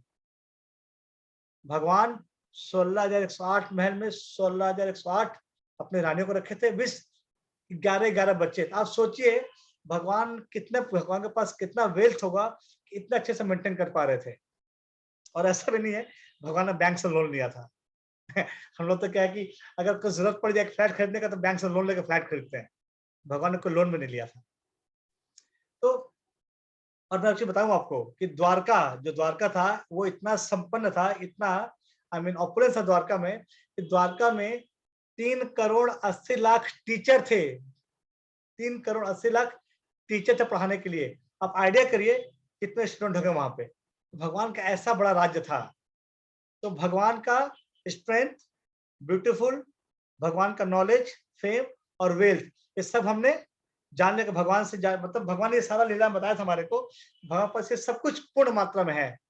अब देखिए इतना सब कुछ होने के बाद भी भगवान के पास पूर्ण रूप में वैराग्य है। वैराग्य मतलब डिटैचमेंट। अगर ऐसा समझिए जैसे मान लीजिए हम लोग कुछ नौकरी, कुछ बिजनेस करते हैं और हमको अगर कहा जाए कि आप या किसी फेमस व्यक्ति को, शाहरुख खान को, सचिन को या किसी को बोला जाए अब अपने ड्राइवर को गाड़ी में उठा के आप गाड़ी चलाओ, वो नहीं चलाएंगे। पता है क्यों नहीं चलाएंगे? क्योंकि उनको लगेगा अरे यार मैं गाड़ी चलाऊं, कोई देख लिया तो पेपर में फोटो आएगा, मैं ड्राइवर का गाड़ी चला रहा था, मैं बदनाम हो जाऊंगा। भगवान कृष्ण ने इतना सब कुछ होने के बाद भी भगवान कृष्ण अर्जुन के सारथी बने थे। सारथी बने थे। और सारथी का पोस्ट बहुत नीचा होता है, बहुत ही नीचा। आप समझ सकते हैं इतना सब कुछ होने के बाद भी भगवान में कितना आई मीन वैराग्य है, कितना भगवान में डिटैचमेंट है। भगवान में बिल्कुल ऐसा नहीं है कि मैं मेरा सारा जो ऐश्वर्य है वो खराब हो जाएगा, ऐसा बिल्कुल नहीं है। तो भगवान ने लीला। और देखिए एक और चीज बताओ कि इंपॉर्टेंट चीज है कि जब युद्ध के मैदान में भगवान जब सारथी बने थे अर्जुन के, तो युद्ध के मैदान में क्या होता है, बहुत आवाज होता है, लोग मर रहे हैं, कट रहे हैं, लोग चिल्ला रहे हैं। तो अर्जुन ऊपर बैठा था, भगवान नीचे बैठे थे। तो अर्जुन को जब बोलना होता भगवान को कि रथ दाहिने लेके जाओ या बाएं लेके जाओ, तो भगवान को पता है अर्जुन कैसे बोलते थे? चिल्लाएंगे तो भगवान सुन नहीं पाएंगे। अर्जुन भगवान को जब लेफ्ट कंधे पे लात मारते थे, कंधे पे लात मारते थे भगवान अर्जुन के, लेफ्ट कंधे पे लात मारा मतलब आप रथ को लेफ्ट लेके जाइए, राइट कंधे पे लात मारा मतलब राइट लेके जाइए, और सीधे लात मारा पीठ में मतलब रथ सीधे लेके चलिए। सोचिए 18 दिन भगवान ने अर्जुन के कितना सारा लात, कितना सारा पैर से चोट पहुंचाई अर्जुन ने भगवान को। किस भगवान को?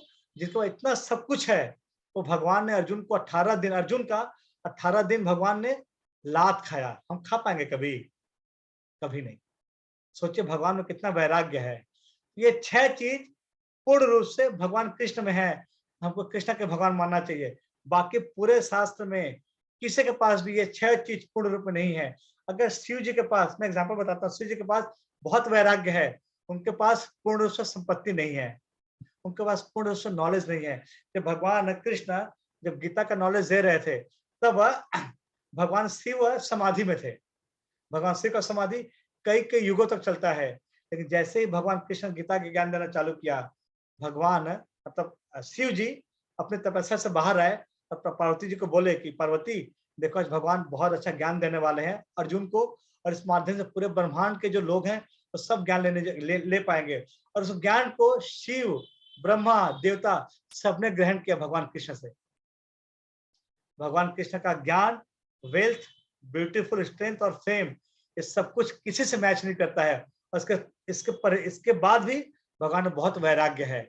इन 6 जो अपुलेंस है, ये ऐश्वर्य है, ये पूर्ण रूप से भगवान कृष्ण के पास है। हम समझ सकते हैं कि अगर 6 ऐश्वर्य पूर्ण रूप से किसी के पास हैं, वो भगवान कहलाते हैं। अब भगवान एकमात्र कृष्ण है या कृष्ण का रूप है। आप कह सकते हैं क्या राम भगवान नहीं है? राम भी भगवान है। आप कह सकते हैं कि क्या नरसिंह भगवान नहीं है? तो कृष्ण या कृष्ण के जो अवतार हैं ये भगवान है। तो ये हमने डिस्कस किया भगवान और भगवान की परिभाषा के बारे में। तो अभी 10 मिनट बाकी है और क्या है ना कि बहुत सारी चीज है बाकी है। तो हम लोग आज यहाँ पे रोकते हैं। हम लोग अभी क्वेश्चन आंसर करेंगे और ये और एक सेशन लगे खत्म करने में, then will have some more discuss. आज का डिस्कस हम लोग ये हो गया कि भगवान कौन है, और हमने समझ लिया कि भगवान है, भगवान है। शास्त्र देखिए आज हमने क्या क्या आज हमने डिस्कस किया। आज हमने ये डिस्कस किया कि कलयुग में क्या शास्त्र पढ़ने चाहिए, या इतने सारे शास्त्र क्यों हैं, क्या भगवान है, अगर है तो कौन है, और भगवान का परिभाषा क्या है, भगवान कैसे पहचान सकते हैं, भगवान का फॉर्म है या फॉर्मुलेस है। यहाँ तक हमारा ये चार जो है ना हमारा हो गया। देखिए ये 1 2 3 4। इसके बाद हम लोग नेक्स्ट समझेंगे तो भगवान कहाँ रहते हैं, हम लोग अगले क्लास में इस चीज को हम समझेंगे। तो आज का जो विषय है, हम इसके बारे में अब सवाल जवाब कर सकते हैं। आप में से किसी का कोई सवाल है आप पूछ सकते हैं, और इसका जवाब हम लेंगे यहाँ पे।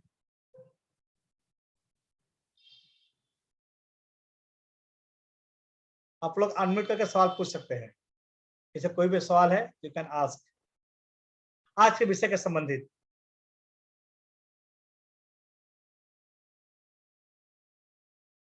आप लोग आवाज सुन पा रहे हैं क्या? हाँ हाँ। तो आप लोग सवाल पूछ सकते हैं, आज के विषय में जो हमने डिस्कस किया, और कोई सवाल है तो आप पूछ सकते हैं।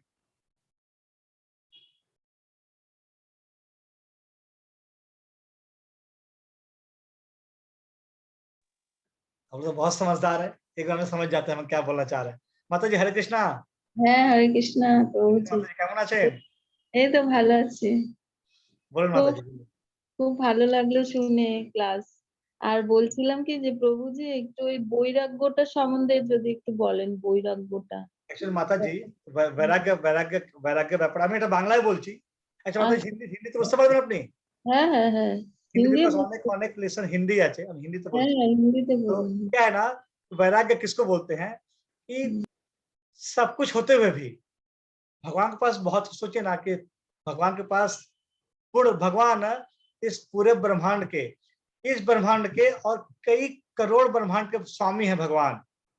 तो सोचिए भगवान को अगर ये डर होता कि अगर मैं अर्जुन का सारथी बनूंगा तो लोग मेरे को भगवान नहीं मानेंगे। मैं आपको और एक किस्सा बताऊं, बहुत इंटरेस्टिंग किस्सा है, बहुत अच्छा किस्सा है कि भगवान द्वारका लीला में आए थे। तो एक बार क्या हुआ, तो सुबह सुबह गाय को लेके जाते थे चराने के लिए। सुबह सुबह जाते, हम लोग पता है ना भगवान को गोपाल बोलते हैं, तो गाय को पालते थे वो लोग, क्योंकि तो भगवान वैसे भी ग्वाला थे, वो यादव थे। तो सामने भगवान ने अपना अवतार लिया था। तो क्या होता है, भगवान जाते हैं गाय चराने के लिए, और नंद महाराज के पास है सिर्फ 10 लाख गाय थी, 10 लाख ओनली। तो भगवान का अपना 10 लाख गाय, और बाकी उनके जो फ्रेंड्स थे सबके गाय को लेकर भगवान चराने जाते थे। तो भगवान जब जाते चराने के लिए, तो घर से लोग उनके जो फ्रेंड्स थे ले सामान खाने पीने का, होता है ना कि कचौड़ी ले ले, मूढ़ी ले ले, कुछ खाने का सामान ले ले, तो ऐसे सब लेकर फ्रेंड्स लोग जाते थे खाने के लिए। तो एक बार क्या होता है कि भगवान सुबह सुबह जाते हैं और सब दोस्त लोग बैठ के खाना खा रहे होते हैं, ऐसे गोल बना के, ऐसे गोल बना के। तो भगवान का क्या है कि भगवान को जो पसंद आता है दोस्त से छीन लेते हैं, जैसे तुम मूढ़ी दे खाने के लिए, तुम मेरे को ये खाने के लिए दे। तो कुछ दोस्त ऐसे होते हैं जो भगवान को बोलते नहीं नहीं पहले मैं खाऊंगा, भगवान उनसे छीन के खा लेते थे। एक बार क्या होता है कि भगवान को किसी का कुछ खाना था, दही और दही भात था, दही भात। तो उनका कोई दोस्त दही भात खा रहा था और आखिरी निवाला मुंह में डाल लिया, भगवान को नहीं दिया। भगवान ने क्या किया, उसको मुंह कैसे दबा के खाना निकाल के भगवान के मुंह में डाल दिया। सोचिए उसको मुंह से खाना निकाल के भगवान ने खा लिया। और ब्रह्मा जी देखे थे ऊपर से, ब्रह्मा जी बोले कि कौन है मुंह का जूठा निकाल के खाता है, हम लोग इसको भोग लगाते हैं, इतना सारा मंत्र पढ़ते हैं, और ये आदमी आई मीन ये भगवान कैसे हो सकता है ये मुंह का जूठा खा रहा है। फिर भगवान ने तुरंत क्या किया, और एक उनका दोस्त था वो पानी पी रहा था, तो भगवान को पानी पीना था, तो पानी में बोले, भगवान उसको मुंह में ऐसे मारा, ऐसे किया, और उसको मुंह से जब पानी निकला भगवान उसका मुंह में कैच कर लिया। अब ब्रह्मा जी को देख के ना सब बर्दाश्त नहीं भाई, यार कैसे भगवान है इतने गंदे, इनको कोई ऐसा नहीं कि जूठा नहीं खाना चाहिए, किसी को जूठा खा रहे हैं।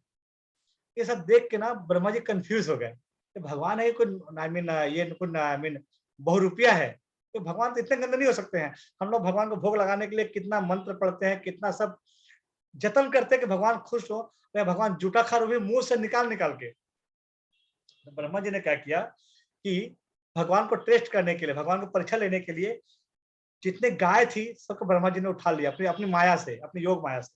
ब्रह्मा जी को जो माया शक्ति है, तो सब भगवान ने क्या किया, सारी गाय को ले जाकर ब्रह्मलोक में पहुंचा दिया। सब दोस्त बैठे खाना खा रहे हैं। अचानक एक दोस्त ने बोला, अरे कृष्णा, हमारी गाय तो नहीं दिख रही है, आवाज भी नहीं आ रहा है। तो कृष्णा बोले, कोई बात नहीं, आप लोग खाना खाओ, मैं देखता हूँ गाय कहाँ चली गई। तो कृष्णा जाते हैं, देखते कोई गाय नहीं है। भगवान तुरंत समझ जाते हैं ये ब्रह्मा जी का खेल है। तुरंत भगवान क्या करते हैं कि गाय को देख के फिर दोस्तों के पास आते हैं बताने के लिए। ब्रह्मा जी इतने में क्या करते हैं, सब दोस्तों के ब्रह्मा उठा लेते हैं। ब्रह्मा जी जितने भी दोस्त हैं उनके, ब्रह्मा जी सबको उठा लेते हैं। सब दोस्त भी गायब। और कृष्णा देखते आके, जा, गाय भी गई और दोस्त भी सब चले गए। पता है भगवान ने क्या किया, तुरंत अपना विस्तार किया। 10 लाख गाय बन गए भगवान, और सारे दोस्त बन गए। भगवान ने तो तुरंत विस्तार किया। और ब्रह्मा जी नीचे आके देखते हैं, आई ले, फिर सब गाय आ गई, सारे दोस्त आ गए। ब्रह्मा जी फिर कंफ्यूज, फिर भाग के ऊपर जाते हैं ब्रह्मलोक में, देखते हैं यहाँ भी गाय है, दोस्त है, नीचे भी गाय है, दोस्त है। ब्रह्मा जी समझ में आ गया कि ये भगवान ही कर सकते हैं, ये नॉर्मल इंसान नहीं है। भगवान तुरंत उनके पैर पे आके दंडवत, मतलब ब्रह्मा जी तुरंत उनके पैर पे आके दंडवत प्रणाम करते हैं और हाथ जोड़ के क्षमा मांगते हैं, प्रभु मेरे को माफ कर दीजिए, मैंने आपको समझने में गलती की। ये है भगवान का वैराग्य कि भगवान अपने भक्तों के मुंह से जूठा भी खा लेते हैं। हम तो सोच भी नहीं सकते। हम तो अपने घर में कोई जूठा निकाल दे दे, तो अपनी मम्मी क्यों ना हो, जूठा नहीं खाएंगे, जूठा कैसे खा लें। लेकिन भगवान इतना प्रेम करते हैं भक्तों से, भगवान अपने भक्तों का जूठा तक खा लेते हैं। तो इसको बोलते हैं वैराग्य, माता जी। आप समझ गए ना, ये वैराग्य है कि सब कुछ होते हुए भी जिसको अपने पद से, अपने सम्मान की चिंता नहीं हो, इसको वैराग्य बोलते हैं। और कोई सवाल है क्या किसी का? हरे कृष्णा। समझ में आया क्लास आप लोग को आज? बिल्कुल अच्छे से, हाँ, बहुत अच्छे से है। चलिए अच्छा है। तो आप लोग कोई सवाल है तो पूछ सकते हैं।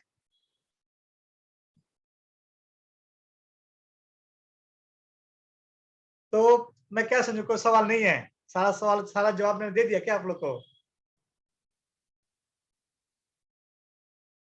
तो देखिए, आज का काज सबसे अच्छा बात क्या है ना, हमें समझ गए कि भगवान कौन है। और आप बिल्कुल मत सोचिएगा ये मैंने जो बोला है ये मेरा वर्ड, मैंने जो भी बोला है वो भगवत गीता भागवतम में इसका सारा डिटेल दिया हुआ है। इसमें कोई भी वर्ड मेरा नहीं है, इसमें कोई भी अक्षर मैंने अपने मन से नहीं बोला आपको। ये शास्त्र में जैसा बताया गया है वैसा ही मैंने आपको बोला है। इसके बाद भी अगर आपका किसी का कोई सवाल है, आप ग्रुप में पूछ सकते हैं। इसका जवाब मैं नेक्स्ट क्लास में देने का कोशिश करूंगा। बट एक क्लास और एक बार और एक दिन चलेगा, क्योंकि भगवान एक बहुत बड़ा सब्जेक्ट है। इसके विषय में हम में से बहुत लोगों को नहीं पता है, लेकिन इस क्लास के बाद आई होप हम भगवान के बारे में बहुत कुछ जान जाएंगे, समझ जाएंगे। तो और किसी का कोई सवाल नहीं है ना फिर? हाँ, हरे कृष्णा, मेरा एक सवाल है। हाँ हाँ। माता, हाँ हाँ भाभी, नमस्कार, हरे कृष्णा, हाँ, बोलिए। हरे हरे कृष्णा, खुश रहिए। मेरा ये सवाल है कि कृष्ण की पूजा, मतलब इतना आपके बताने के बाद हम लोग पूरी तरह से इन्फ्लुएंस हो ही चुके हैं, और इनफैक्ट पहले भी हो चुके थे। लेकिन तो बाकी जो देवी देवता की फोटो है उनका फिर क्या करना चाहिए, या अलग से कहीं उनको रखा गया है तो हमें क्या करना चाहिए, फिर उनका क्या करना चाहिए? क्या है ना भाभी कि देवी देवता सम्मान लायक है, उनको प्रणाम करना, नमस्कार करना कोई दिक्कत नहीं है। लेकिन हम लोग बेसिकली क्या करते हैं, मैं बताऊं आपको, हम लोग क्या करते हैं कि हम अपनी जो भौतिक इच्छा होती है उसके लिए हम देव देवता की पूजा करते हैं। भौतिक इच्छा, हमारा जो होता है ना भौतिक इच्छा, हमको ये चाहिए, हमको वो चाहिए, उसके लिए हम देव देवता के पास जाते हैं। तो ऐसा नहीं है कि हमको भौतिक इच्छा नहीं रखना चाहिए, लेकिन अब हमको ये जानना चाहिए कि देव देवता जो है उनको बस प्रणाम करना चाहिए, नमस्कार, उनको सम्मान करना चाहिए, उनको नमस्कार प्रणाम करना चाहिए। या अगर मंदिर में उनको रहने दीजिए, उनको बाहर करने की जरूरत नहीं है। लेकिन हमको पूर्ण रूप से कृष्ण पर विश्वास करना चाहिए या कृष्ण की पूजा करनी चाहिए पूर्ण रूप से। अगर हमारे घर में देव देवताओं का मूर्ति है या फोटो है, उनको बिल्कुल अगरबत्ती दिखाना चाहिए, उनका सम्मान करना चाहिए, उनको सामने हाथ जोड़ना चाहिए। किसी भी देव देवता का हम तिरस्कार नहीं कर सकते, क्योंकि वो हमसे ऊंचे लेवल पे हैं। वो भगवान के भक्त हैं, तभी वो देवी देवता बने हैं। लेकिन हम क्या है कि उनको भगवान की तरह पूजा नहीं करनी चाहिए, हमको उनको सम्मान देना चाहिए, आदर करना चाहिए, नमस्कार करना चाहिए। अच्छा, और जैसे कृष्ण जन्माष्टमी है, एकादशी है, या जो भी संत पुरुषों का आविर्भाव दिवस होता है, तिरोधाम दिवस होता है, इसके अलावा जो पहले से व्रत करते आ रहे हैं, जैसे हम लोग एक परंपरा में है ही हम लोग के कि तमाम व्रत रखी जाती है, शिवरात्रि है तो ये है तो चौथ है, तो उनका क्या करना चाहिए? उसको कंटिन्यू करना चाहिए कि उसको छोड़ देना देखिए चाहिए? देखिए भाई, मैं बताऊँ आपको कि ये जो आपने जितना भी नाम लिया ना, जितने व्रत का नाम बताया आपने, क्योंकि मैं भी बिहारी, मुझे पता है ये सारा सारा चीज हम भगवान से मांगते हैं अपने इस भौतिक शरीर के लिए, ये हमसे जो इस शरीर से जो संबंध है उसके लिए। लेकिन भगवान कृष्ण गीता में बताते हैं कि भगवान कृष्ण वो सब कुछ दे सकते हैं जो देवता देते हैं। हम लोग आगे आएंगे, आगे का हमारा वही डिस्कशन रहेगा कि भगवान की पूजा करना और देवी देवता का पूजा करना दोनों में क्या फर्क है। अगले क्लास में सारा चीज क्लियर हो जाएगा। अभी के लिए मैं आपको ये बता दूं कि आपको कुछ भी मांगना है, you can pray to Krishna only. भगवान सब कुछ दे सकते हैं, और कृष्ण की पूजा जीवन के साथ भी और जीवन के बाद भी काम आता है। बाकी आप किसी और मान लीजिए मुझे कुछ मांगना ही नहीं है, मुझे कुछ चाहिए भी नहीं, तब मैं क्या करूं फिर? तो अगर देखिए क्या है कि अगर हम किसी की पूजा करते हैं, जैसे हम लक्ष्मी गणेश का पूजा करें या शिवरात्रि करें, जैसे अभी शिवरात्रि आ रहा है, 2-3 दिन बाद शिवरात्रि है, तो शिवरात्रि लोग क्यों करते हैं? अच्छा पति या पत्नी पाने के लिए, और पति पत्नी संबंधित है शरीर से। तो ये जो सारा आपने जो भी नाम लिया है ना पूजा पाठ का, ये सारे पूजा पाठ है इस भौतिक शरीर के लिए है, और भौतिक शरीर का जो रिक्वायरमेंट है वो भगवान कृष्ण पूरा कर सकते हैं। तो अगर आपके लिए आप पूछेंगे तो मैं बोलूंगा जरूरत नहीं है, लेकिन अगले क्लास में और डिस्कस करेंगे कि कृष्ण की पूजा और बाकी देवता की पूजा करने में क्या फर्क है, फिर वो चीजें और ज्यादा अच्छे से क्लियर हो जाएंगी। ठीक है, हरे कृष्णा। हरे कृष्णा। और कोई सवाल किसी का? हाँ माता जी बोलून, अनम्यूट कर নিন। হ্যাঁ হ্যাঁ বলছি প্রভুজি ভগবান শব্দের অর্থটা যদি একটু বলবেন দেখুন যদি। মাতাজি, আমি বাংলায় বলছি এটা আপনার জন্য। হ্যাঁ বলুন। ভগ মানে হয় ঐশ্বর্য, আচ্ছা ওয়ান মানে যে ধারণ করে, তো যে ঐশ্বর্য ধারণ করে তাকে ভগবান বলা হয়। যেমন ধন, যে ধন মানে টাকা, যে ধন টাকা। ধারণ করে তাকে ধনবান বলা হয়, তাই না? যে হ্যাঁ ভগ মানে হচ্ছে ऐश्वर्य, जो सारा ऐश्वर्य, ये 6 ऐश्वर्य जो बताया मैंने, जो आपने डिस्कस किया, जो वो सारा ऐश्वर्य जो पूर्ण से धारण करता है उसको भगवान बोलते हैं, पूर्ण रूप से। ऐसा नहीं कि पैसा है तो चल पूरा पैसा नहीं है तो वो भगवान नहीं हुआ, फिर सुंदर है तो बहुत सुंदर नहीं है तो वो भगवान नहीं हुआ। फिर जैसे कामदेव महाराज है, कामदेव है देवता ना, कामदेव, वो बहुत सुंदर है, बहुत सुंदर है, बट उनके पास शक्ति नहीं है, उनके पास पावर नहीं है, वो गोवर्धन पर्वत को 7 दिन के लिए नहीं उठा सकते, तो भगवान में नहीं आएंगे। सरस्वती माँ है, उनके पास बहुत नॉलेज है, बहुत उनके पास भयंकर नॉलेज है, उनके पास बहुत विद्या है, लेकिन उनके पास संपत्ति नहीं है, उनका भगवान नहीं बोल सकते। तो जिसके पास 6 चीज पूर्ण रूप में है उसको भगवान कह सकते हैं। ठीक है? हरे कृष्ण। और किसी का क्वेश्चन है क्या? अच्छा, इस क्लास में हम लोग आगे जाके ये पढ़ने वाले हैं क्या, मतलब जैसे कॉस्मोस है अपना ब्रह्मांड, उसमें डिफरेंस देखेंगे साइंटिफिक करंट साइंस में क्या है और हमारे भागवतम में क्या दिया है? ये मैं इंटरेस्टिंग इस क्लास में एक्चुअली नहीं मैं आएगा, लेकिन इंटरेस्ट। हाँ अगर कभी मौका मिलता है तो गीता पढ़ते पढ़ते हम लोग डिस्कस करेंगे हमारे यूनिवर्स के बारे में, स्ट्रक्चर ऑफ यूनिवर्स, जो कि बहुत कॉम्प्लिकेटेड है और बहुत इंटरेस्टिंग भी है। तो अगर किसी को बहुत जानने का मन है ब्रह्मांड के बारे में, हम लोग डिस्कस करेंगे, और ये बहुत बहुत जिससे बहुत कुछ मिसकंसेप्शंस क्लियर हो सकता है। सही बात है। तो वो क्या कि इट्स अ बिग सब्जेक्ट, हम लोग डिस्कस करेंगे, बट गीता स्टार्ट करेंगे तब, इस पर डिस्कस नहीं करेंगे हम लोग। ठीक है? और कोई क्वेश्चन किसी का? Okay okay, thank you. ठीक है प्रभु जी, माता जी, बहुत बहुत धन्यवाद, आप लोग क्लास में आए। अगर मैं आपको नहीं समझा पाया तो मुझे माफ करिएगा, क्योंकि जितना समझ था उससे हिसाब से मैंने बताया आपको। मेरी भी समझ बहुत छोटी है, मैं उस लायक नहीं कि भगवत गीता भागवतम के लिए कुछ बोल सकूं, लेकिन क्या, और ये जो स्लाइड आपने देखा ना, वो स्लाइड मेरा कोई कैरी नहीं है। यहाँ पे आपने देखा स्क्रीन पे एक विशाल प्रभु जी हैं, जो कि मेरे ऑफिस में भी काम करते हैं। ये सारा विशाल और एक लेडी है देवांशी, तो विशाल और देवांशी ने बनाया है। इनके लिए मैं बहुत बहुत धन्यवाद बोलूंगा विशाल और देवांशी को। ये सारा स्लाइड उन्होंने बनाया है, इसमें मेरा कोई हाथ नहीं है। इन दोनों ने बहुत मेहनत किया है स्लाइड बनाने के लिए। मैं इन दोनों को बहुत बहुत धन्यवाद बोलूंगा स्लाइड बनाने के लिए। ठीक है, आज का क्लास हम खत्म करते हैं, और हम हरे कृष्ण महामंत्र बोल के क्लास खत्म करेंगे। मेरे साथ प्लीज आप दोहराइए, हरे कृष्णा हरे कृष्णा कृष्णा हरे कृष्णा हरे कृष्ण राम कृष्ण हरे हरे राम हरे राम हरे राम राम हरे हरे। और एक बार बोलेंगे, हरे कृष्णा कृष्ण हरे कृष्णा हरे हरे, कृष्ण हरे राम राम राम हरे हरे। प्रभुपाद की जय। जय थैंक यू वेरी मच माता जी। जय हरे कृष्णा। हरे Krishna. Thank you. Very good.